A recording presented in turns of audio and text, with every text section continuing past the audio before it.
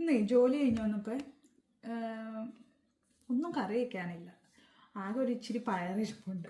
പക്ഷെ പയർ വെള്ളത്തിലിടാനും മറന്നുപോയി രാവിലെ പോയപ്പോൾ. ഈ പയർ പെട്ടെന്ന് കുതിർന്ന് കിട്ടാനായിട്ട് ഞാനൊരു ഐഡിയ പറഞ്ഞുതരാം. ചെറിയ ടിപ്പ്. നിങ്ങൾ പലരും പല മെത്തേഡൊക്കെ ട്രൈ ചെയ്യുന്നതായിരിക്കും. ഇത് ട്രൈ ചെയ്യാത്തവർ ഇത് വേണമെങ്കിൽ ഒന്ന് ട്രൈ ചെയ്ത് നോക്കിക്കോളൂ. ഇതിനാവശ്യമുള്ള സാധനം എന്ന് പറഞ്ഞാൽ ഈ കാസ്ട്രോൾ ഇതെടുത്തിട്ട് ഇത് തുറന്നിട്ടേ ഇതിലേക്ക് മറ്റേ പയർ കുറച്ചിട്ടേ കൊടുക്കും.